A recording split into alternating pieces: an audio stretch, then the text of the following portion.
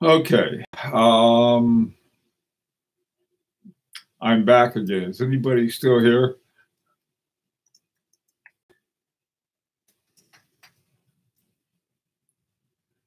Oh boy. What happened? Ah, okay. Sorry about that. I have no idea what happened. Um,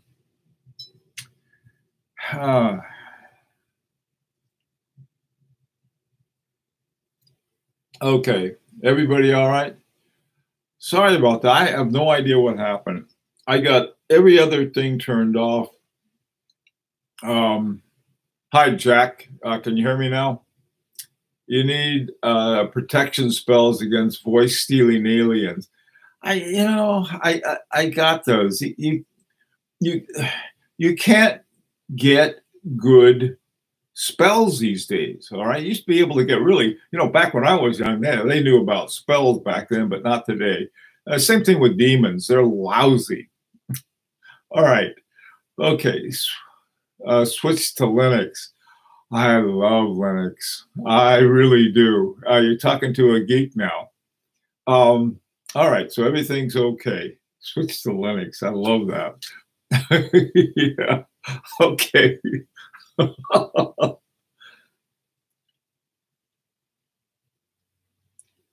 All right. All right. So let's oh man, this is another thing. This is some crank call. Who is it? I hope my wife picks it up. Pick it up, wife. Well, anyway, I'm just going to let it ring. I'm not, it says Clyde somebody. I'm not picking that up. All right. It's the Rolex of OS. Hey, come on. All right. Cool. Now let's. Sorry about the technology. It's really, I've got good technology. Maybe it's our service company, or maybe my wife is binge watching something in the other room. Got a thing. All right, so let's get back to it. All right, so tell me, someone trying to sell a Kermit. Okay. All right. If you buy what you genuinely like and believe in, I promise you'll never try to flip. You have the watch first before buying it. Yeah, the thing is with flipping, as far as I'm concerned, the only time I would flip a watch is that if it well, two reasons really. One, I had to, like when I was getting my wife's anniversary present, and I had to flip my overseas. I hated to do it, but sometimes you hate to do. The other hand, I've got a bunch of watches I love to wear, so it's not that big of a disaster. But by and large, I don't buy a watch with the idea of flipping it. I buy a watch with the idea of keeping it. But some people like to flip. That's what they like to do. And so what? I mean, like, I think another thing in cart is that not only should you buy the watch you want, you should collect watches the way you want. If you like to flip them, flip them. If you like Rolexes, buy Rolexes. If you like Steinhardts, buy Steinhardts. Or if you like to sort of a combination of different watches, do that. And if you like to play watchmaker, you could do that too. The idea that there's one way to do it, this is why it drives me crazy where somebody tells me, oh, you can't really have a watch collection without Watch X. Yeah, I can. I can have a watch collection without all kinds of it. I don't have what's it called? What are those Casio Roll in the Mud watches called? Those are great. They're not, they call them it's not the Stormtrooper. What do they call it? Oh, yeah, something shock, those shock watches. I don't need one of those, but I might. I, you know, so anyhow, the G-Shock, that's it, Charles. That was what I was thinking of, the G-Shock. I can never, for some reason, I can never remember the G-Shock, but that's what I'm talking about. Good friend of mine, that's his main watch is G-Shock. And given his lifestyle, I think he needs it. All right. So, yeah, you know, you can get a watch for any kind of reason you want. And basically, if you like a type of watch, there's no reason that I can see not to get them. There's a lot of group pressure, and what I found, there's a lot of group pressure by people who don't know anything. This is what's so crazy. I've met some clueless people. I was talking about Parmigianis. There's those are flip. He doesn't know that, and they're not. I mean, they make stuff up. Be careful, because there are so many people who don't.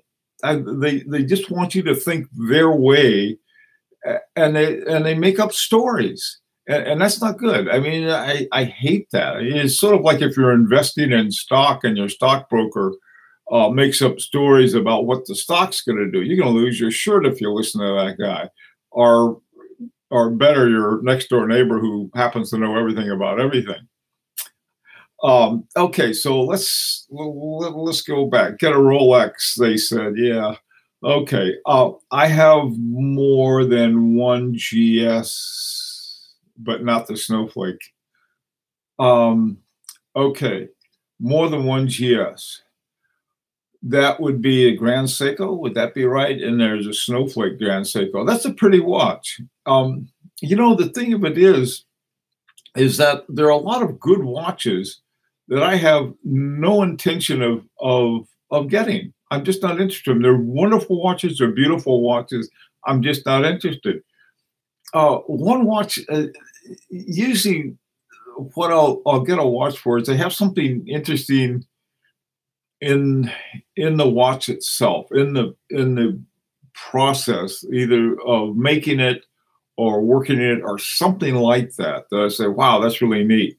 One of the things that I like, but I probably don't like that much, are Moritz Grossmann. I like them because they have something that's called I think it's called a Grossmann's Twist or something like that. It's a German watch company, and they also have what's called, I think it's a 3/4 or 2/3. What are they called? The plates on them. They have 3/4 plates. 2/3 plate instead of 3/4. By the way, too, the 3/4 plate was, I think, first developed by, I think it was A. Long and Son, and they did it because in the production process, they could get to the escapement easier. And so if you didn't have a big hunk of steel in terms of the plate over the escapement, you could get in and out of there a lot easier. To me, it's so you could see the movement, and that's sort of fun to do. But there was a practical reason for them doing it that had nothing to do. In fact, they would have a solid case back anyway, so you couldn't see it. But that was what they got started with. H. Moser has one. They have a little module, and when you send it in to get fixed, and you get it back pretty quick, you say, wow, that was a quick turnaround they had. That's because they take the module out and they put another one in and that they've already worked on. And so this was their idea of how to have a quicker turnaround time. Okay, Grand Seiko. Let's see, what else is going on here?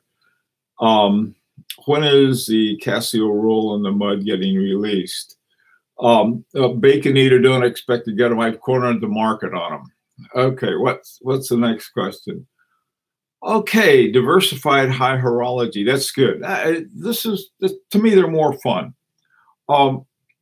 I really like FP Journe. I can't buy too many of them because they're really expensive. But there is one more that I really like to have, and but that's, I figured, down the road, and that's the is called the Chronomet Optima, and it has a Remontois Egalité. Okay, that's the only reason I want it. There's some other ones I'd love to have, but I mean, they're not. There would be sort of redundant with what I have already. For example, if you look at the blue, the Chronomet Blue, cool, very cool watch.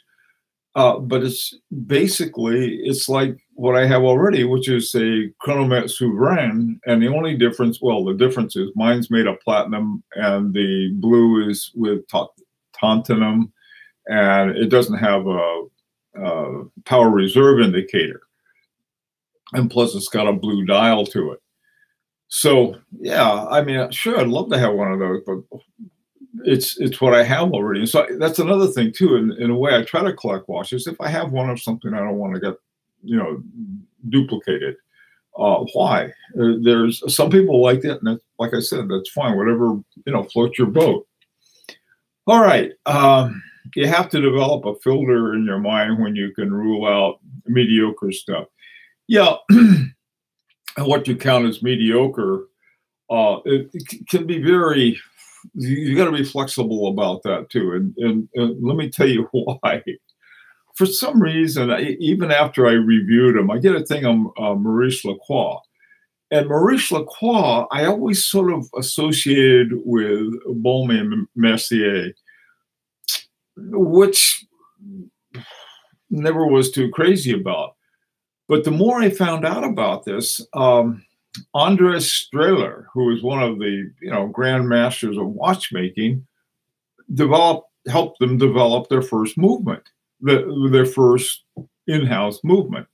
And when you find out stuff like that, and then I took it to the friend of mine who's a former Grand Prix judge, and he looked at it, he said, these watches are really very good watches. They're very undervalued watches.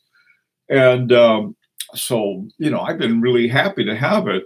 And especially with the odd movement that is very hard to find. One of the places that they are findable are watches that most people never heard of. I didn't realize they had them. It's like Dunhill. Dunhill has them.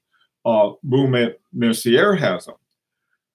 So, you find out stuff like that. And so you have to wear your prejudices very lightly, okay? And by that, I mean, if you think you know something about a watch because somebody told you something, they could be wrong. More people, they'll just, right off the top of their head, they got to come up with something, and they haven't researched it, but they think they know stuff. Or they feel that they have to say something. You don't have to say anything. I can never remember the name of a G-Shock, so I got to ask. That's what's fun about it. Okay, would love to get a Harbring True Felix. Those are, for the money, I can't imagine a watch I can't imagine a watch you can get a better watch for that much money, brand new. And you can't find them on the used market. I think there's one on the used market, and I think that was from a store, but I'm not positive that they couldn't sell it. If I sold my Felix, it would be for one reason, and that's to get another one.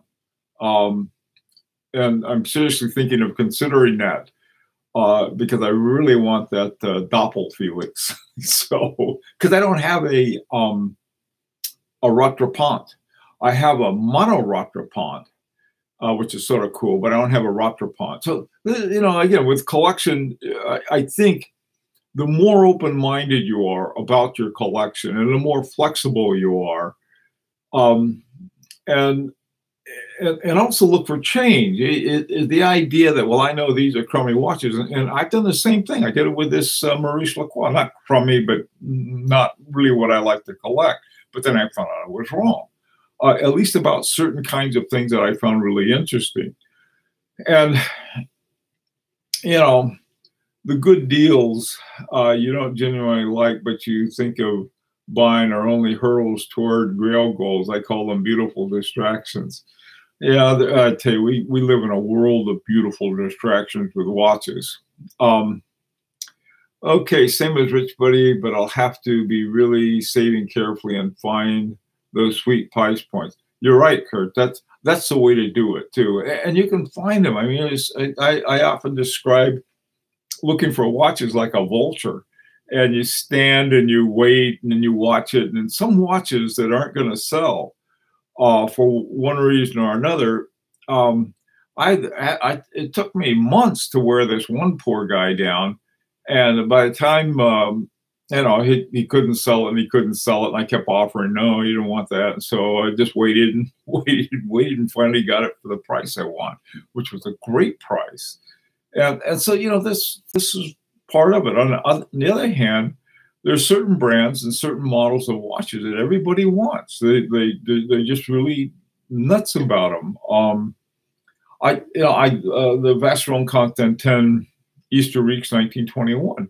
More people have that on their Grail list. I was really surprised. I love the watch. It's a great watch. It was on my Grail list at one time, but trying to find a good deal on one of those things can be awfully hard. And, like I said, if you're patient enough, maybe something will come along that's unexpected. Okay, Rich Buddy, you're eyeing the Harboring Doppel 3. Okay, the Doppel 3 and the Doppel Felix are different. I think the Harboring Doppel 3 has a Valjoux. Nothing that Richard Harboring touches is ever the same again. And if he gets his hands on a Valjoux, it comes out to be a Harboring Valjoux. Roland Murphy of RGM watches. If you look at the name of the movements that he has them like he'll have RGM. On this one, he called it a RGM Jacquet 736. So, hey, again, this is why if you spend your time between watches just learning about stuff, you can find out stuff. Say, wait a minute, I didn't realize that had that kind of movement, or it was that good or that bad, and I can get it for a good price. And this is the kind of thing. I wonder, let me ask you guys this. Let me ask you a question, okay? Let's say there's this guy, and he's not a friend, but he's an acquaintance, okay? And he hears you're into watch collection, and he's inherited some watches. And we'll say that one of the watches is a Wooten Lannen. Now, if you take a Wooten Lannen to a lot of top-notch watch stores, a lot of these guys who are working there, they don't know a Wooten Lannen from a bumper on a car. And so let me ask you this: if somebody comes along and says, "Hey, my grandfather left this to me. He used to be into something about watch collections, and it's a Wooten something like that. I don't know the name. I've never heard of it before. It's not a Rolex. It's not anything really good. But if you're interested, I'll be glad to sell it to you. I give it to you for what, $500? Would you tell them? Wait a minute, no, that watch is, those are like $100,000 watches. Or would you say $500? You couldn't get it out of your pocket fast enough. What would you do? I'm curious if something like that comes along, and they do come along, but not too often. What would you do? Let's see your responses on that. Hello, eBay, but yeah. You'd tell him, Jack. Okay. I'd tell him the truth. I'd rip the guy off. Yeah. If you're not going to do it, he doesn't care. He's getting $500. He's happy. Hi, Pedro. I'd say the truth. You'd have to tell them. Have to go with the truth, but boy, it would hurt.